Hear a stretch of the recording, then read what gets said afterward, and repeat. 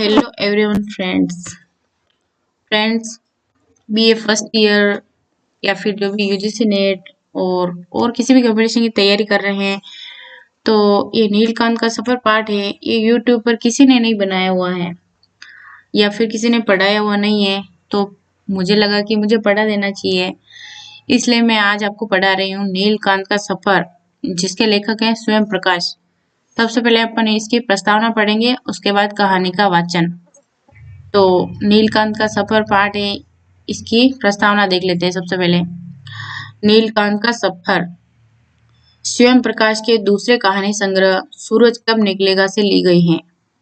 स्वयं प्रकाश प्रगतिशील जनवादी कहानी परंपरा में प्रेमचंद, अमरकांत, भीष्म साहनी, काशीनाथ सिंह के बाद महत्वपूर्ण स्थान रखते हैं। राजस्थान की हिंदी कहानी में रांगे राघव के बाद उनका नाम अत्यंत सम्मान से लिया जाता है। नीलकांत का सफर स्वयं प्रकाश की प्रसिद्ध कहानी है, जिसमें नीलकांत नाम के एक व्यक्ति की रेल यात्रा का वर्णन है। रेल के 33 श्रेणी अनारक्षित डिब्बे में नीलकांत सफर कर रहे थे। थर्ड क्लास का डिब्बा रेल के सबसे अंत में था। डिब्बे में भारी भीड़ थी, लोग भेड़ बकरियों की तरह भरे हुए थे। नीलकांत जब चढ़े तो उन्हें पैर रखने की जगह संडास में मिल पाई। फिर वे धीरे धीरे मुश्किल से आगे बढ़ने में सफल तो हो गए, लेकिन आगे गर्मी बहुत ज्यादा थी। उन्होंने ध्यान दिया कि सारी खिड़कियां बंद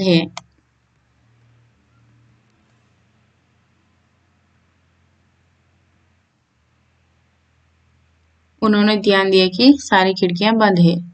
उन्होंने बैठे हुए और बेशर्मी से लेटे हुए लोगों से कहा कि खिड़की खोल दे। जवाब मिला, नहीं खुलती। उन्होंने कोशिश की, लेकिन बेकार।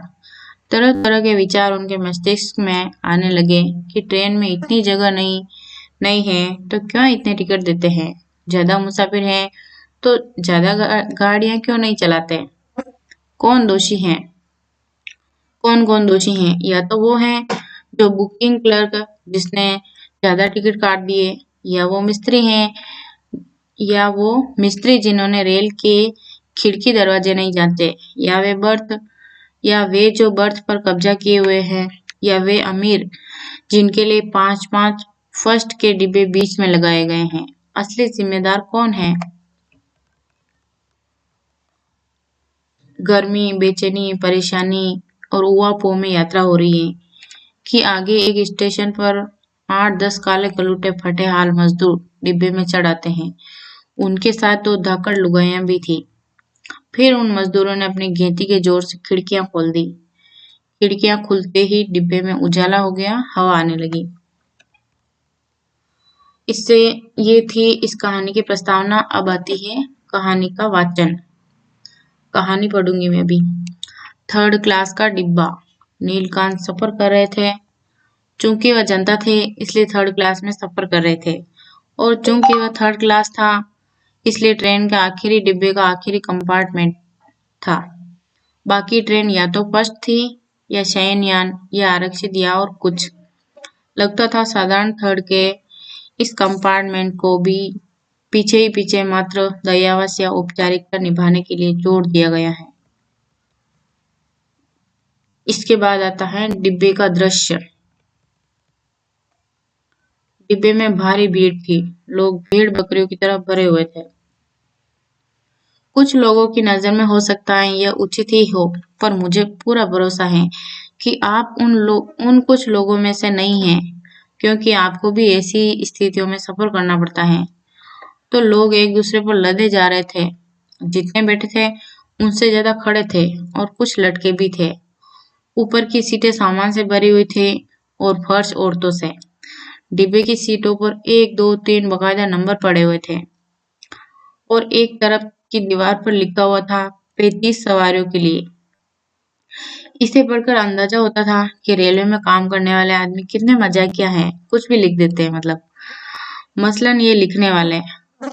अब पाखाने का आलम देखिए। इस डिब्बे के यात्री, थर्ड क्लास के मुसाफिर, खासकर नन्हे या किशोर मुसाफिर, जनरल नॉलेज के क्षेत्र में दिशा, मैदान या जंगल के परिचय से आगे नहीं बढ़ पाए थे। और पाखाने में घुसते ही पता चलता था कि वे बेचारे काफी देर इसी दुविधा में पड़े रहे होंगे कि किधर मुंह करके बैठा जाए। 30 पर टोंटियों में पानी भी नहीं था। साबुन के स्थान पर किसी धर्म प्राण ने ढेर सारी मिट्टी जरूर भर रखी थी और आईना नहीं था तो क्या बुरा था। ऐसी स्थिति में अपना थोबड़ा देखकर खाम का आदमी का मूड ऑफ ही होता। नीलकांत की कठिनाई। नीलकांत को बहुत कठिनाई हुई थी। इसी डिब्बे में नीलकांत सफर कर रहे थे, खड़े हुए इसी संडास में। खैर बाद में उन्हें डिब्बे में धंसने में सफलता भी मिल गई, पर संडास की बदबू दिमाग से नहीं गई। और हालांकि इस संघर्ष में उनकी बूढ़ी अटैची का कमजोर हैंडल टूट गया और नतीजतन उन्हें उस बूढ़ी अटैची को बच्चों की तरह छाती से चिपका कर रखना पड़ा। पर घुस तो गया ही, पाखाने से तो अच्छे ही है। लेटे हुए लोग।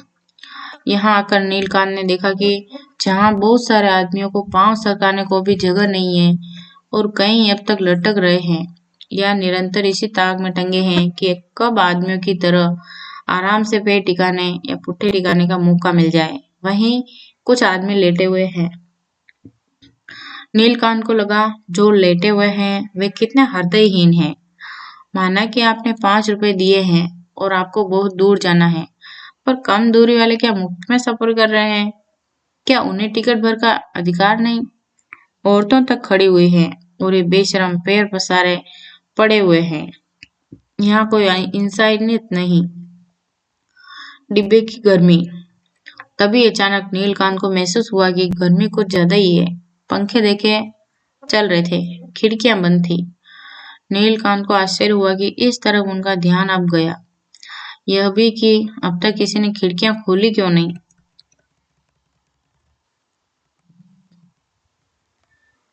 नीलकांत ने फिर जोर लगाया, जांच परख की, फिर जोर लगाया, फिर दिमाग लगाया, फिर ताकत, फिर दिमाग, लेकिन खिड़की नहीं खुली। दूसरी भी नहीं खुली, तीसरी तक। उन्हें किसी ने जाने नहीं दिया। 20 लोग पहले ही कोशिश कर चुके थे। सारी खिड़कियां जाम थी। नीलकांत हताश हो गए, पसीने पसीने हो गए, खींच गए। आखिर गलती किसकी है? आखिर गलती किसकी है? नीलकांत सोचने लगे। जब ट्रेन में इतनी जगह नहीं है तो क्यों इतने टिकट देते हैं? ज्यादा मुसाफिर हैं तो ज्यादा गाड़ियां क्यों नहीं चलाते? क्यों? कौन दोषी है? क्या वह बुकिंग क्लर्क जिसने इतने ज्यादा टिकट काट दिए, या वह मिस्त्री जिसने रेल रवाना होने से पहले खिड़की दरवाजे नहीं जांचे, या वे सज्जन जो जो कुलियों को 5-5 रुपए देकर पूरी बर्थ पर कब्जा किए हुए हैं, या वे अमीर जिनके लिए 5-5 फर्स्ट के डिब्बे बीच में लगाए जाते हैं।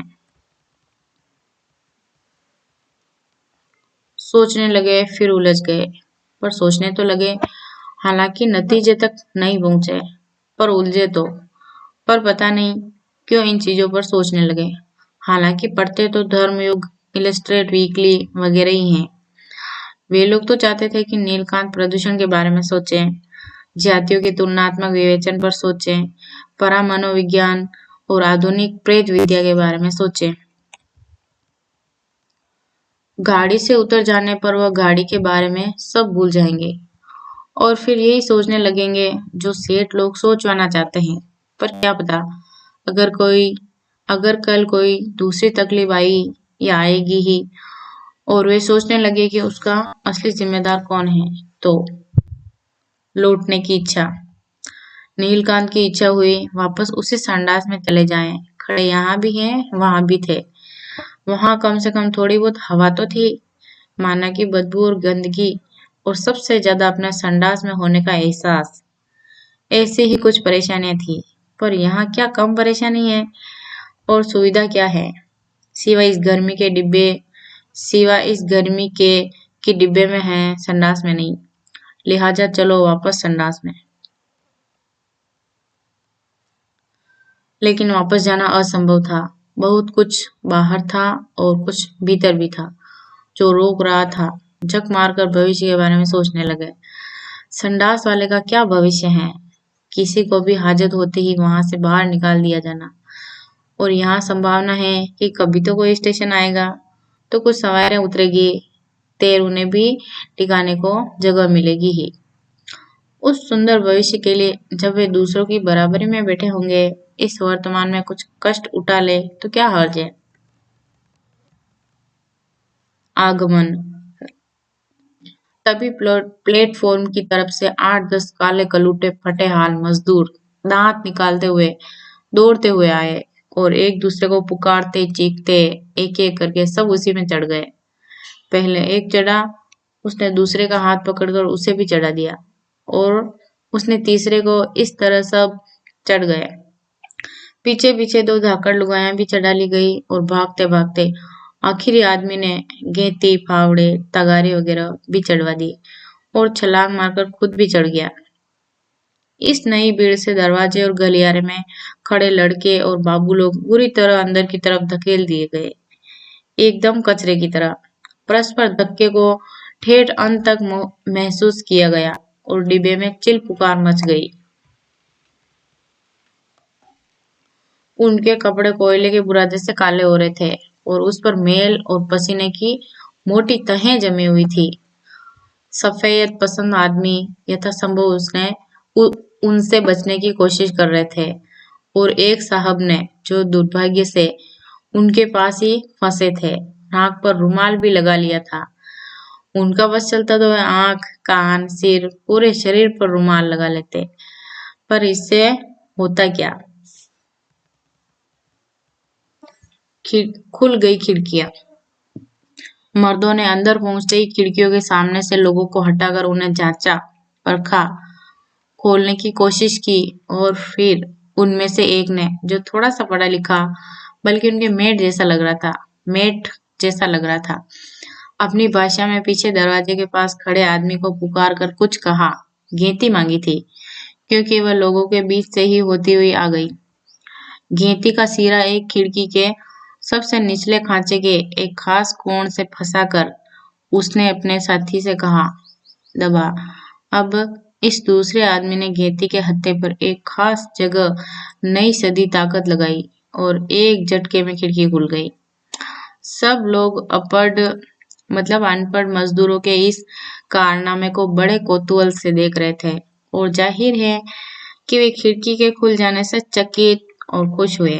वे भी जिन्होंने बहुत कोशिश की थी और नाकामयाब रहे थे और सोच रहे थे, जब हम पढ़े लिखों से नहीं खुली तो इन अनपढ़ गंवारों से क्या खुलेगी। वे भी जिन्हें मजदूरों की क्षमताओं पर पूरा पूरा संदेह था